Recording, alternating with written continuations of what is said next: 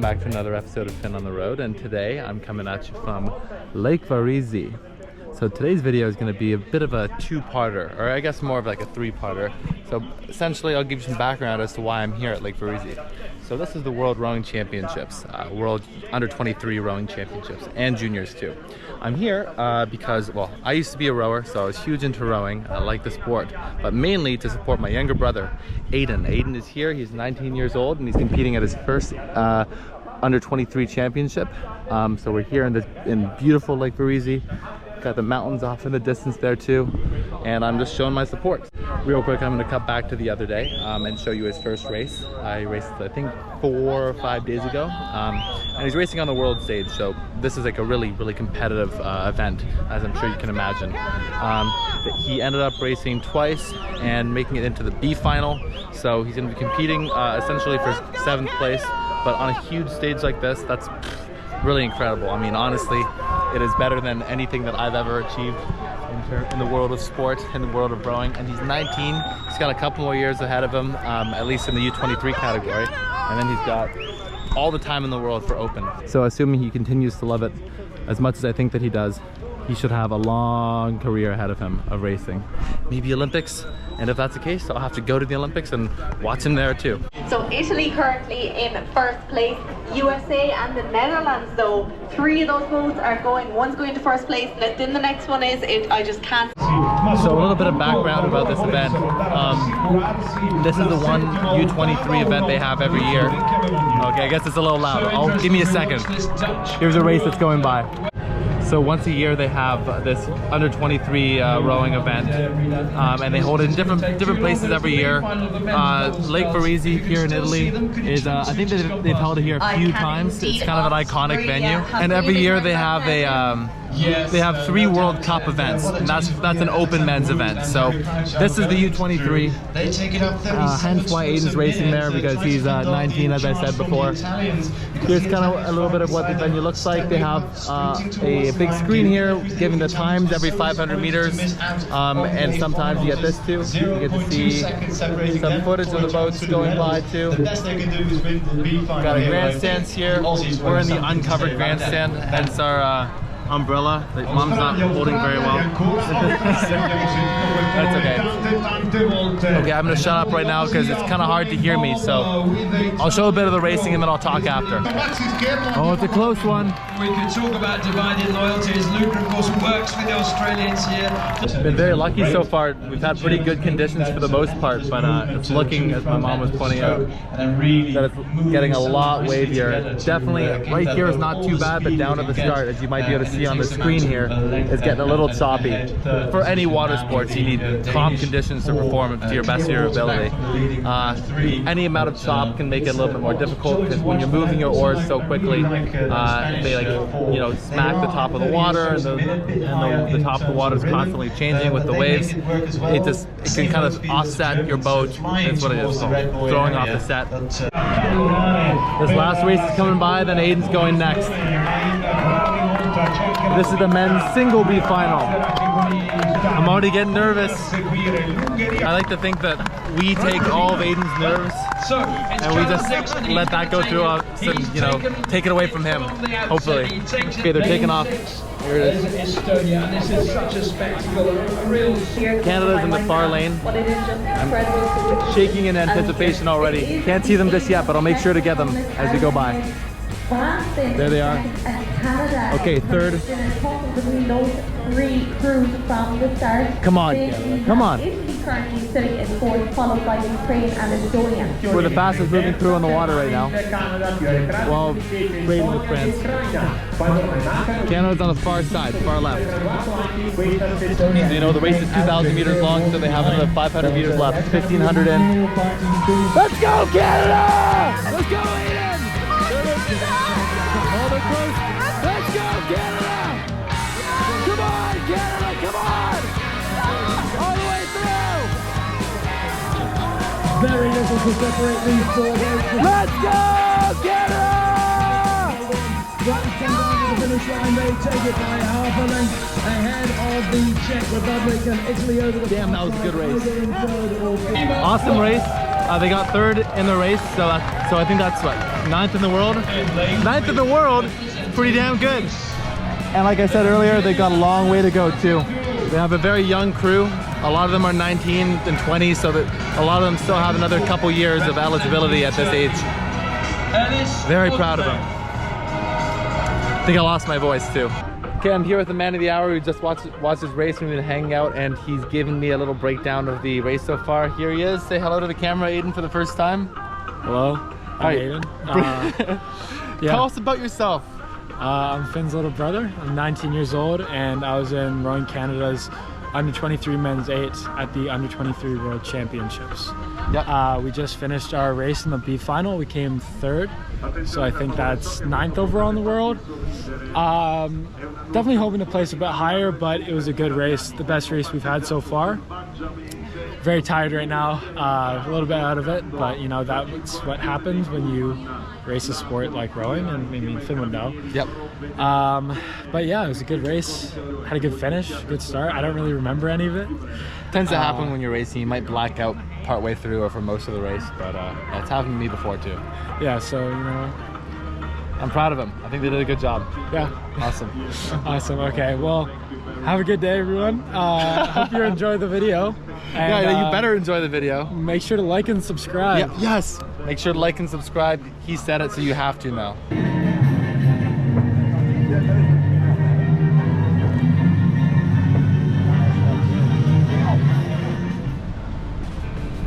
And fast forward a couple of days. Now I'm currently in Lake Como. Lake Como with my mother. Last day here. Last day in Italy actually, and last day with my mom for the next 9 months or so. Very sad. Very sad. And yeah, we're checking out Lake Como today. And so far it's beautiful. Got mountains all around us here. We're just walking down to the lake from the train. We took Tren Nord from Milan, very easy. €4.80 to get here. Very simple, very cheap. As you know, has been the case for pretty much every Italian train we've taken so far. Been very easy and pretty affordable too. It's about an hour and 6 minutes, depending on the train that you take from Milan. We're heading to the port, take a ferry to Bellagio. But yeah, we don't really have an exact plan. We're just gonna go check this out, probably go swimming later, enjoy our last day together. We got some beautiful buildings here so far. Palace Hotel, that looks super nice. We're in the town of Como right now, which from what I've heard, from what you were saying, Mom, isn't like the nicest town on the lake itself. I'm sure it's beautiful and there's stuff to see in every town around here. But we want to make our way up the lake, which, see over this construction site, is that away. And there's ferries right there, so I imagine that's where right over there, that's where we gotta go. You can see up in the mountains, it almost looks like it's fall here because of all the red leaves, all the dying trees. This area has definitely felt the heat of the last month, or you know, this summer just in general. It's been, as I mentioned, scorchingly hot. Check it out, little catfish. So we got our tickets. I think that we were kind of under the impression that it would be a little bit easier getting up the lake. Unfortunately, it's not. So we bought the day pass. And apparently the tickets to Bellagio, or the ferries to Bellagio don't run that often, less often than we thought it would. So we're just gonna be waiting, you know, checking out Como for a little bit, then taking the ferry to Bellagio. Apparently it's like a 2-hour ferry too. Now there's George Clooney. He's flying to Milan. Going on a little shopping trip maybe. Then he's gonna fly back to Bellagio in his little private helicopter. A real wildlife tour today in Como. It's a big cricket.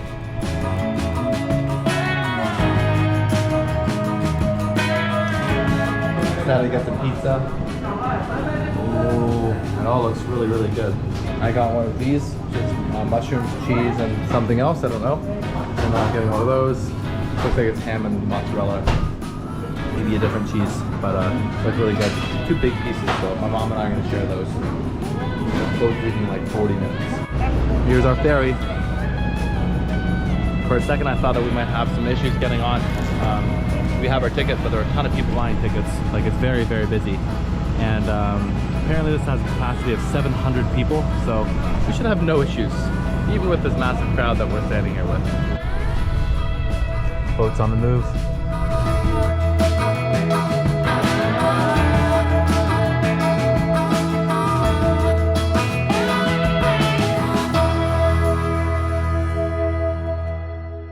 It's gonna be about 2 hours till we get there. And it's very, very, very crowded, as you can kind of see behind me on this ferry. Got ourselves some aperol spritzes. Cheers. Cheers. When in Italy, right? So, Lake Como is famous for, well, its beauty, of course. It's also known as the place where George Clooney has his summer home. I think it's in Bellagio where we're going. Lots of nice villas down by the water, of course. In Attack of the Clones, there's a scene where Anakin and Padme get married. It's on Naboo, and it's filmed at a villa that's up the lake from here. Unfortunately, it's closed on Mondays, so we're not going to be able to see it. At least not from. We can't do a tour. We can hopefully see it from the boat, and I'll just be, you know, looking at it and longing and envy, wishing I could be there. I need to find me a Padme to recreate the scene. Anyways, this Aperol Spritz is good, but it's strong. Really strong. Yeah, I saw him pour it. He easily put like 3 shots in there. And then what else did he put in? And champagne, He did? or like the sparkling wine. Okay. Aperol Spritz is Aperol, sparkling wine, and sparkling water, and an orange too.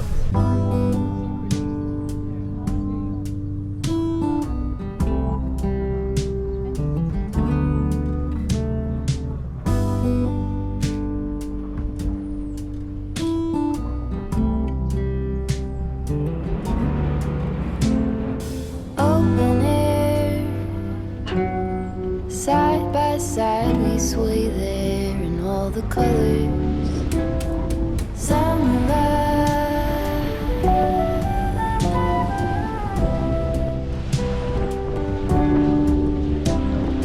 Lonesome love, folded on the lawn chair in all the colors.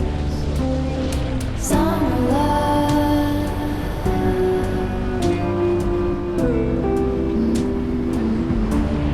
Remember when we were getting nowhere fast?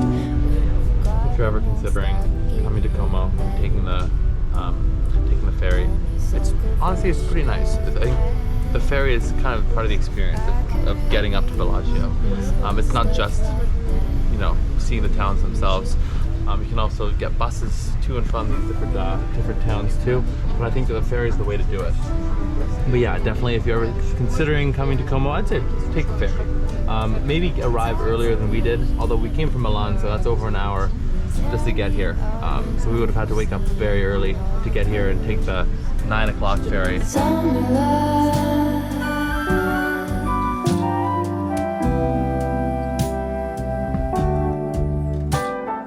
Memories washed in every shade of green in all the colors. Summer love.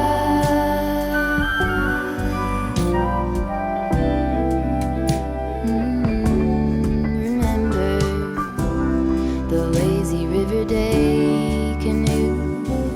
Well, seeing that Villa Balbianello where Anakin and Padme got married was a highlight of my life. I got goosebumps. I got goosebumps. Did you? Yeah, I did. Seriously, running down my neck. But there's still plenty more to see. By a sunset view, sleeping. Well, we've made our way up the coast here, or not the coast, the shoreline. It's a little loud as we're right by the water. It's all been on the left side, the east shoreline of Lake Como, and it's been beautiful so far. We saw a bunch of villas, Villa Balbianetta, that's the Star Wars one, which I was almost tearing up when I saw. And now we're crossing over the lake. I believe Bellagio is just over there. So that's our next destination, Bellagio. We're hopping off there, get an amazing view of those mountains, get to see like the big widest part of the lake. And I'm gonna go check out the town, go swimming, get some food, have a couple hours, and then we gotta hop back on the ferry again and make our way back to Como. That's the only downside about being on a ferry. If you don't leave early, then you don't have too much time to actually see the cities, or the towns, should I say. And we made it to Bellagio. Here it is. Like I said, unfortunately, we're not gonna have a ton of time here, no more than a couple of hours, but our main goal is to go find a beach. So apparently there's one called something secret beach. It's about 20 minutes that way. We're gonna go through the town a little bit. It is a little busy, as you can see. And it seemed like everyone was getting off of our boat when we got here. It's a place to be. It's a place to be, man. But I can see why. I mean, look at this. Beautiful alleys, tons of shops, people eating gelato everywhere. Bikes. That's a smart move. Honestly, I think it would be really cool to have a bike and bike around Italy, see it that way. Check out all the small towns I didn't get to see. Maybe for a future trip of mine we'll do that and camp as well. Look at these trees, Mom. Oh, they're beautiful. Yeah. How could they be flowering now? I don't know. And it smells. Very late. Yeah, we're in August now. It's August 1st, so it's kind of surprising to see all these flowers in bloom. But I don't know, and they smell really nice. It's a little fragrant as we walk around through here. So Bellagio is on the what's it called? Not the intersection. I guess it's kind of the intersection of the three legs of Lake Como. So Lake Como kind of looks like an upside down Y with two legs like this and the one on top, and it goes like this. Bellagio is sitting right on the corner, right in the middle of that. Middle of those two bottom legs. Makes a very central location, so lots of people, you know, they'll take maybe the fast ferry, or they'll rent a boat or something, and they'll come here and they'll make this like the base of their little Lake Como trip, and they'll go to other towns around here. So supposedly Bellagio is well, this whole area is very touristy, but especially touristy, beautiful restaurants, shops, stuff like that. And then over there, Menaggio, and more for outdoorsy people, something that I'd like to do another time maybe. That's definitely more up my alley than shopping, but it's more for outdoorsy, water sports, climbing, as you can see in the mountains over there too. But yeah, this place is just super nice. And you know, I was expecting it to be a lot windier too. When we were over in Como, we had this huge breeze right off the lake. Here, really not so much. Finding a little swimming beach is proving to be more difficult than I thought. Oh, people are doing it over there. Beach is that way. Made it to the beach spot. Hey? Said made it to the beach spot. Yes, we made it to the beach spot. Here it is. What an incredible spot. The only issue is these rocks. And you know me, being cheap, I don't have sandals. Ooh, ouch. Sandals or flip-flops or anything. Can buy them for like $5. I should have gotten them. Oh damn, I should have gotten them in like a nice leather pair in Morocco, honestly. I already went swimming once without the camera, and now you're coming with me, so I'm gonna go check it out again. One thing I do want to note is that the water is not particularly cold. Obviously it's a very sunny day and this isn't the ocean, it's a lake, so it's not going to be as cold. But I would have liked it if it was a little chillier. It might feel a little bit more refreshing. Maybe it's also because I'm not used to warmer water, you know. I've been swimming in oceans and for the most part it's been pretty damn cold. I'm gonna try my best to not fall. The only big downside here is, oh ouch, these rocks that are slippery and difficult to walk on. Okay, I'm gonna get in the water now. Oh. Whew. There we go. Now I'm in past all the weeds, past the algae. It's a little nicer. Still have some little bits up near my face. That's okay though. And I mean, talk about an incredible spot for swimming. Check it out. Orange house. A little bell tower of some kind. Another tower there. All this very classic kind of Lake Como style Italian architecture. I know that that's not what it's called officially. And look, we got the mountains here too. Totally surrounded by the mountains.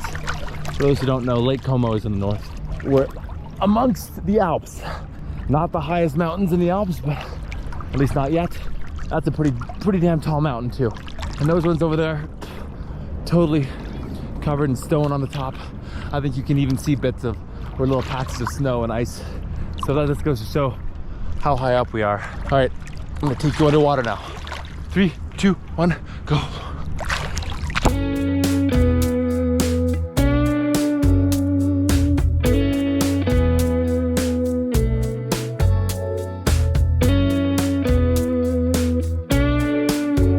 Nice and refreshing being underwater, and kind of funny, a little strange, in the top 6 inches or so of the water, maybe top foot of the water or so. It's pretty warm, and then where I'm swimming here, totally submerged, about 6 feet of water. It's, you know, a little cold, but not bad. Then once you get below that, it's pretty chilly. Like way at the bottom. I'm gonna take you to the bottom now. Ready?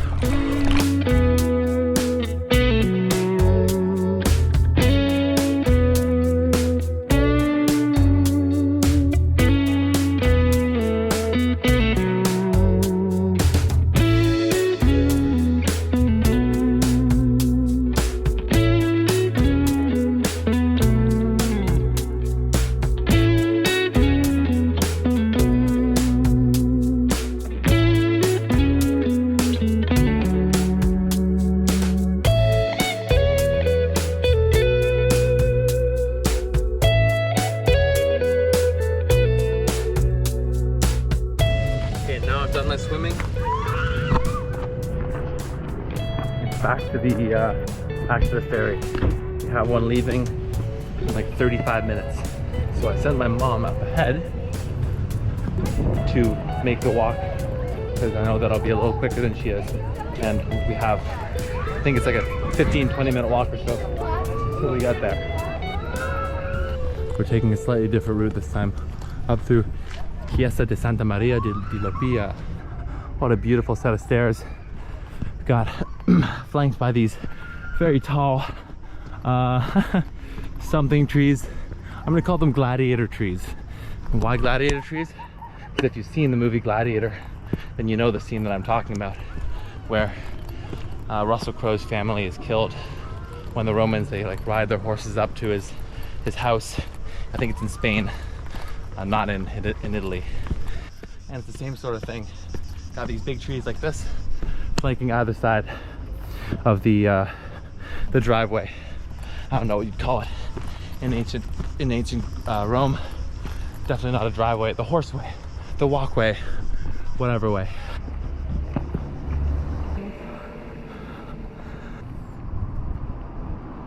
What I wouldn't give to live down there, maybe not live, but own, you know, a timeshare or something, so you can go and spend some time 1 week out of every year. How much would that cost?